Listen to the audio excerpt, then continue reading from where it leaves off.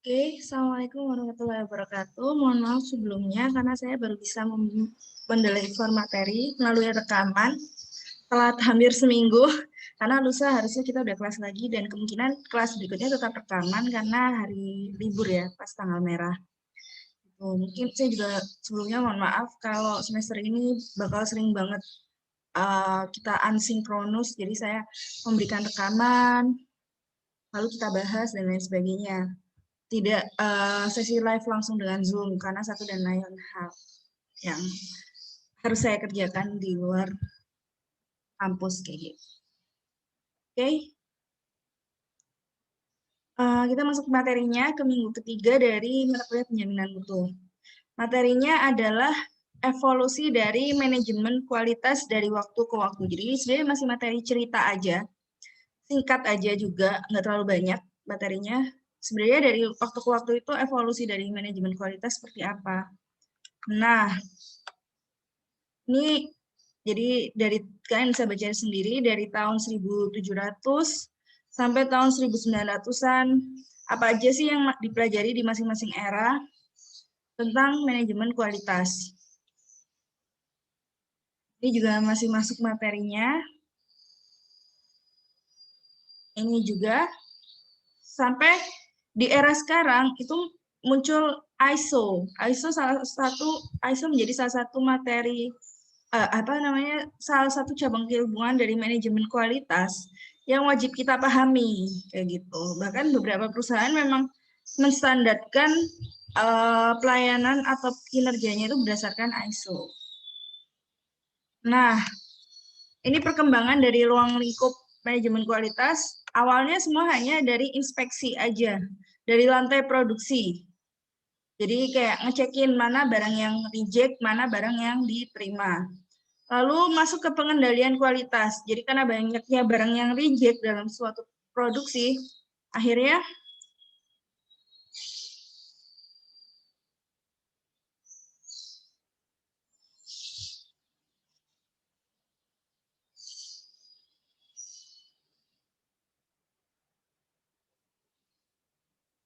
apa namanya gimana caranya jangan sampai barang rejectnya itu banyak gitu loh.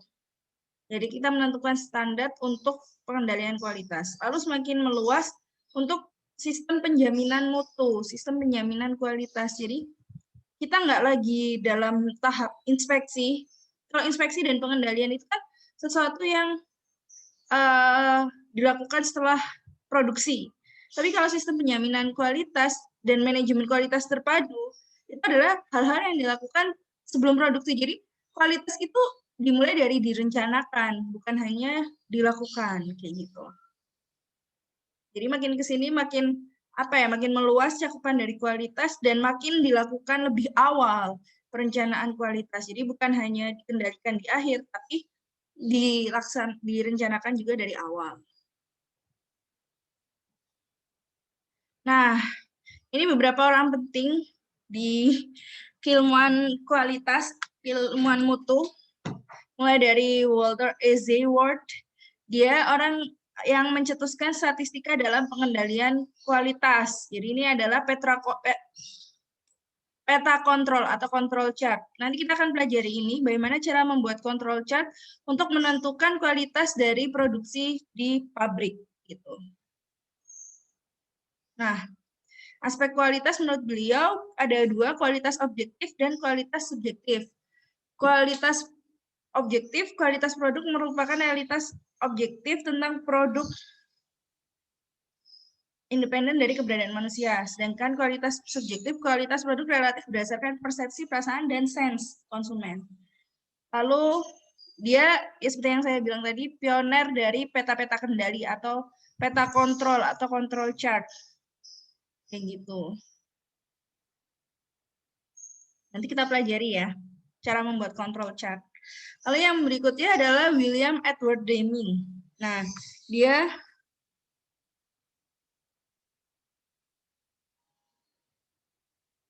adalah pencetus manajemen kualitas. Kayak gitu.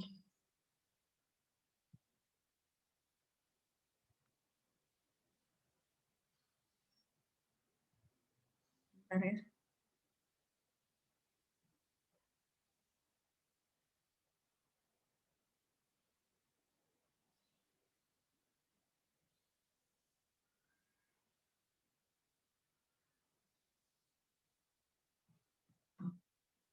Jadi bahwa ada rantai reaksi. Peningkatan kualitas itu bisa mereduksi biaya dari rework atau pekerjaan ulang karena produk-produk yang reject, lalu delay, dan juga utilisasi. Nah, kalau biaya bisa direduksi akan meningkatkan produktivitas dan otomatis meningkatkan daya saing. Secara langsung juga peningkatan kualitas pasti bisa meningkatkan daya saing karena produknya bernilai lebih sehingga bisa menumbuhkan usaha dan memperluas lapangan pekerjaan karena ya mungkin bisa jadi produksinya meningkat, jadi mungkin butuh tambahan line produksi baru. Nah, line produksi baru berarti harus hire orang baru kan untuk menjalankan line produksi yang baru. Kita nggak bisa pakai orang lama karena orang lama sudah dipasrahi atau diberi tanggung jawab di line produksi yang lama.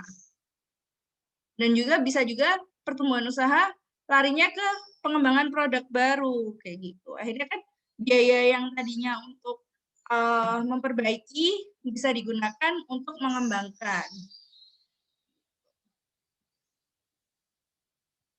Dia si William Edward Deming ini juga pencetus dari dengan Sheward mencetuskan the Sheward Cycle, yaitu Plan, Do, Check, Action (PDCA).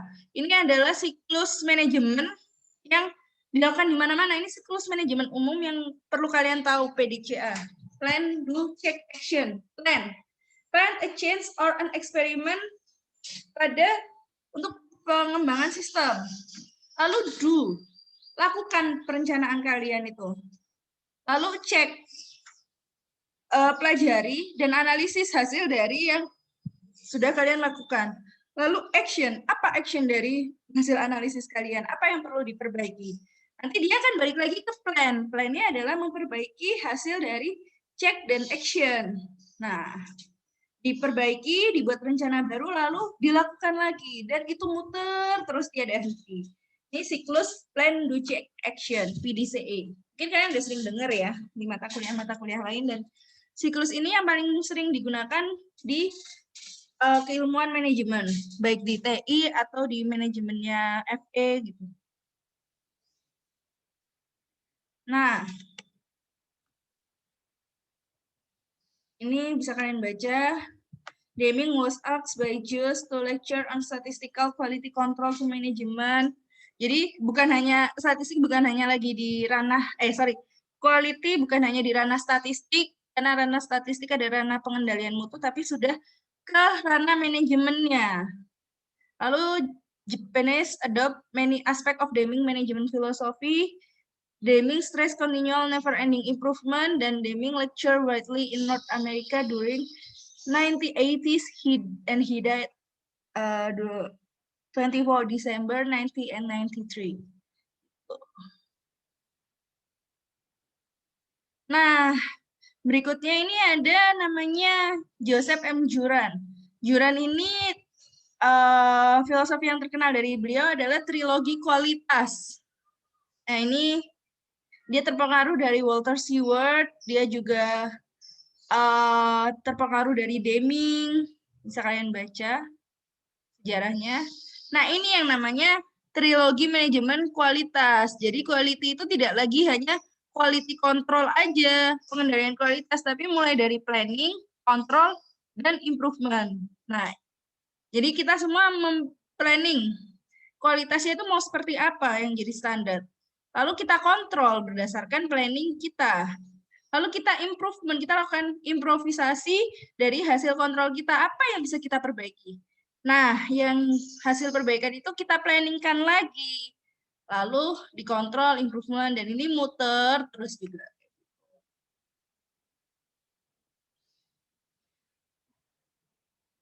Dan Juran juga membedakan quality assurance dan quality control.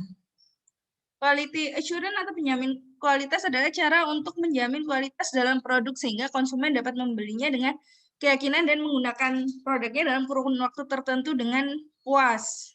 Lalu semua tindakan terencana dan sistematik yang diperlukan untuk memberikan keyakinan bahwa suatu produk akan memenuhi tingkat kualitas tertentu. Sedangkan kalau quality control atau pengendalian kualitas adalah teknik operasional dan aktivitas untuk menjaga kualitas produk atau jasa yang akan memuaskan kebutuhan tertentu. Total Quality Control adalah, atau TQC adalah sistem efektif untuk mengintegrasikan upaya pengembangan kualitas, penjaminan kualitas, dan perbaikan kualitas dari berbagai kelompok dalam organisasi, sehingga memungkinkan pemasaran rekayasa produksi dan layanan pada tingkat minimum untuk memuaskan kebutuhan konsumen secara penuh. Ini ya, filologi kualitasnya lagi, bisa kalian baca sendiri. Nah, orang berikutnya adalah Philip B. Crosby. Philip B. Crosby itu teori yang terkenal adalah zero defect. Jadi gimana caranya kita bisa menghasilkan zero defect? Jadi kualitas didefinisikan sebagai konformasi terhadap sistem untuk menjaga kualitas atau prevention. Standar performansinya adalah bebas cacat atau zero defect. Pengukuran kualitas dilihat dari harga dari ketidaksesuaian. Nah, ini berikutnya adalah Armand Feigenbaum.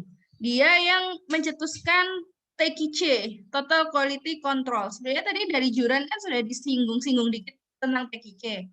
Tapi si Feigenbaum ini memperluas dan mendetailkan TQC itu apa. Jadi TQC itu mulai dari, gak hanya dari rantai produksi aja ya. Tapi TQC itu mulai dari marketing, engineering-nya, purchasing, manufacturing pasti ya. Manufacturing supervision and operation, mechanical inspection, shipping, installation and service. Jadi semua dalam satu perusahaan, semua divisi itu memiliki quality control masing-masing dan akhirnya disatukan, diintegrasikan menjadi total quality control. Jadi quality control tidak hanya terbatas pada lantai produksi, tapi di semua lini perusahaan.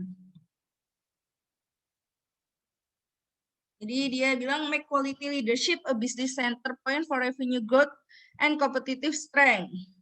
Lalu achieve complete customer quality satisfaction, develop effective supplier and other business quality partnership. Lalu maximize the effectiveness of quality data, accelerate sales and earning growth through quality cost management, form an integrated company quality system network through customer, producer, and supplier relationship.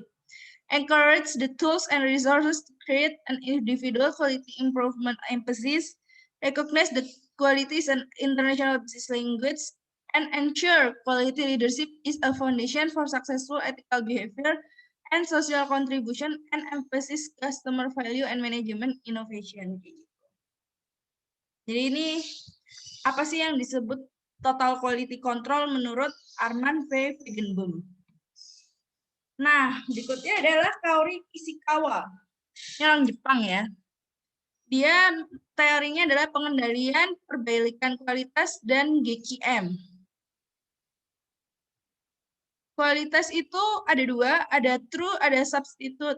True adalah pandangan konsumen tentang performansi produk. Substitute adalah pandangan produsen tentang performansi produk dalam bahasa teknis production. Nah, kepuasan konsumen adalah kesesuaian antara true and substitute quality.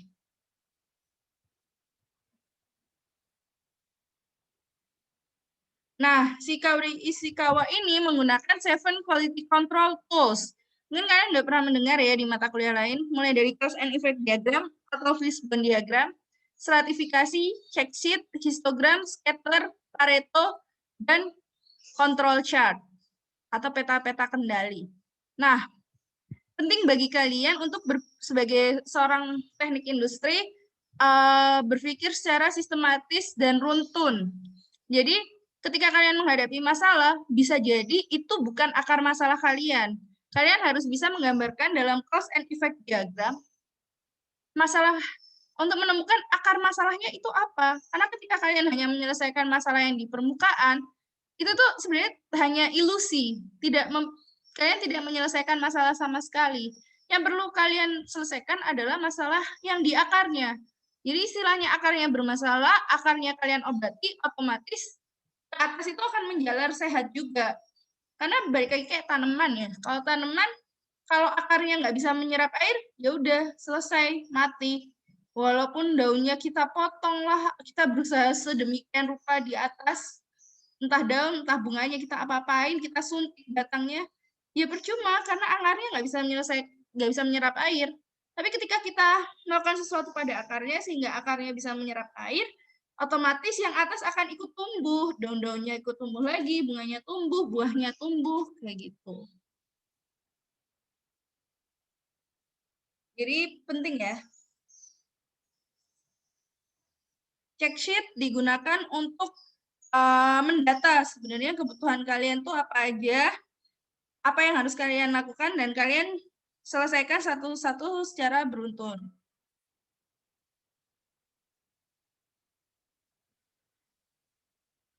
Lalu histogram untuk melihat frekuensi, scatter diagram sama untuk melihat pola persebaran masalah kalian, atau kalau di sini pola persebaran kualitas, pola persebaran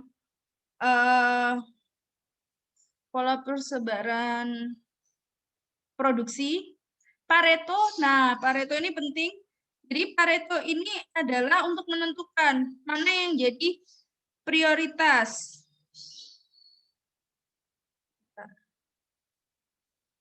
Mana yang menjadi prioritas. Jadi kalau yang di Pareto grafiknya paling tinggi, maka dia akan menjadi prioritas. Sedangkan yang grafiknya rendah itu tidak akan menjadi prioritas kayak gitu. Lalu control chart nanti akan kita pelajari. Oh ya, stratifikasi itu adalah kita menjabarkan dalam GQM defect, causes, dan responsible. Jadi ada dampak apa, ada terjadi sesuatu apa, sesuatunya itu, lalu kita cari penyebabnya itu apa, dan itu siapa yang bertanggung jawab. Lalu berikutnya ada Taguchi. Taguchi salah satu teori yang terkenal adalah quality engineering. Sebentar ya, saya pasang charger dulu.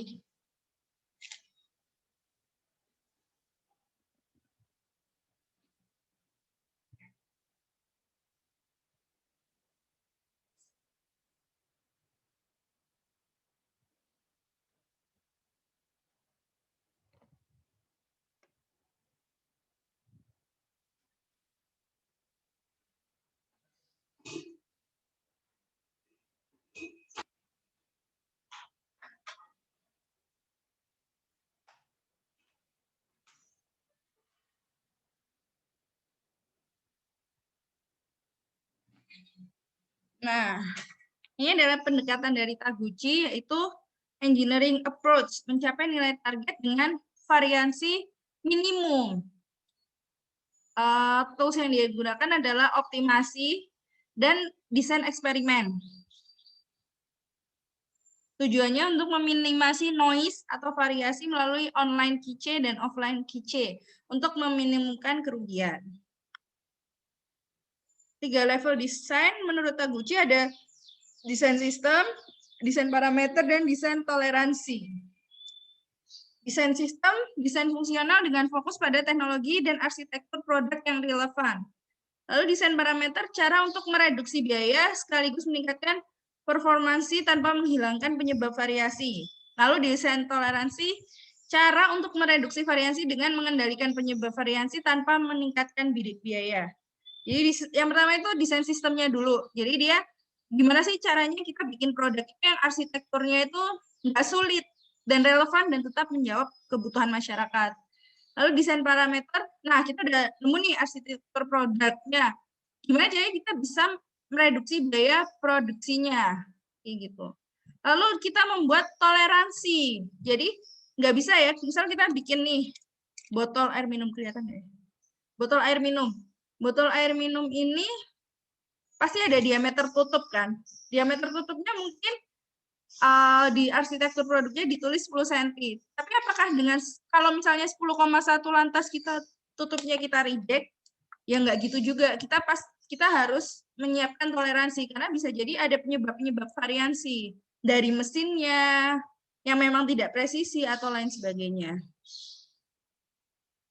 Yang kalau misalnya kita mengabaikan variansi itu, bukan mengabaikan, terlalu memedulikan variansi akan habis banyak biaya karena kita mereject banyak produk.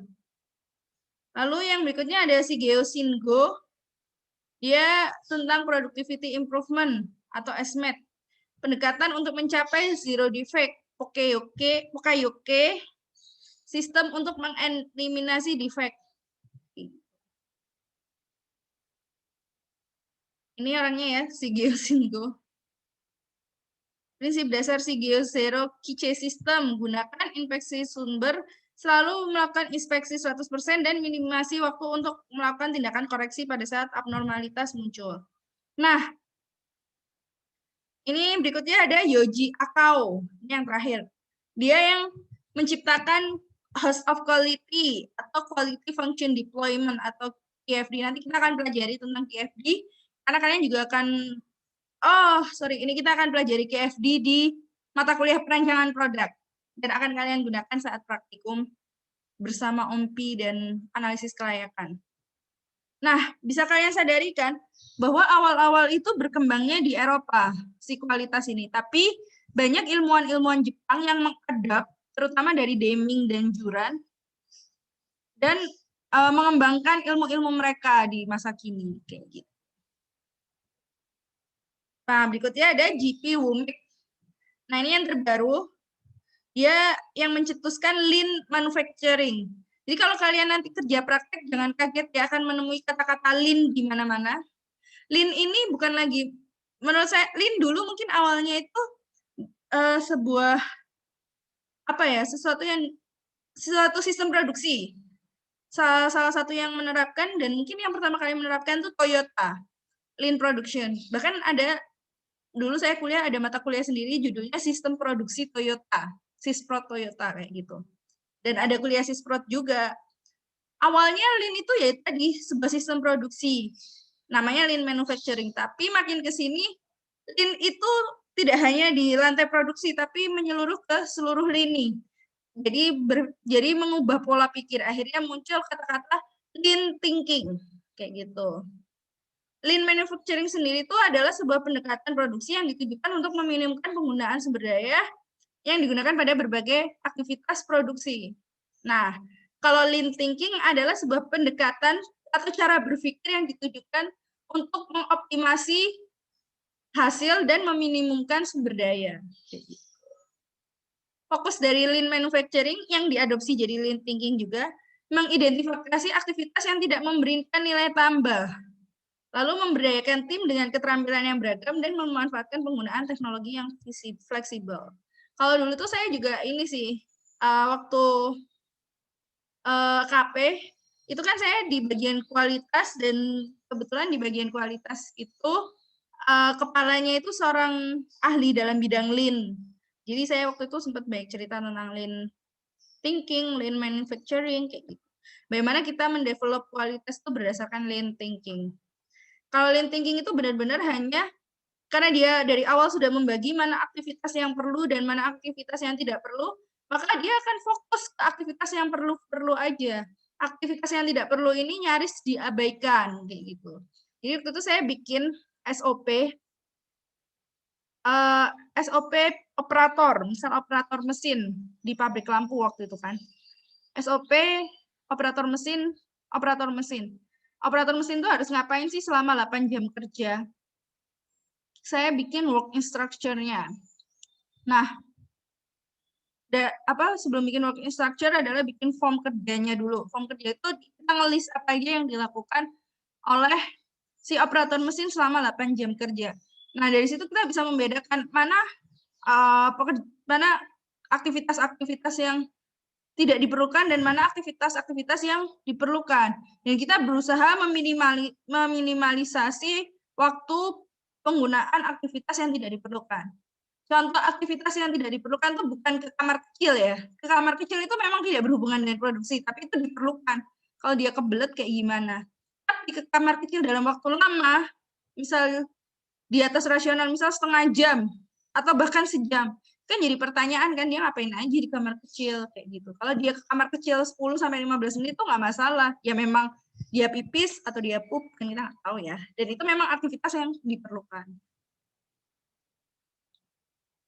Ini berikutnya ada Michael Harry. Dia yang mencetuskan Six Sigma metodologi. Komponen Six Sigma ada manusia power, ada people power, ada proses power. Ini gambar dari Six Sigma. Nah, ini typo harusnya recent and future trend. Jadi tren kualitas saat ini dan masa depan mulai dari product design assurance, procurement quality assurance, production quality control, product quality audit, flexible and agile manufacturing, pengembangan standar internasional, green and sustainable industry, dan kolaboratif design dan manufacturing. Jadi ini trennya ya, dan ini sebenarnya sudah mencakup total quality control sih. Enggak, bahkan TQM, total quality management. Ini manajemen tidak lagi pada level lantai produksi aja, tapi sudah menyeluruh. Kualitas tidak hanya di level produksi, tapi seluruh lini perusahaan. Kayak gitu. Dan sih materinya cuma ini aja, nggak banyak kan? Cuman cerita aja. Tugasnya nggak ada. Kita langsung ketemu lagi di rekaman berikutnya. Semoga hari Jumat bisa saya sampaikan, atau maksimal hari Sabtu sih, insya Allah. Dan baru ada tugas di rekaman berikutnya.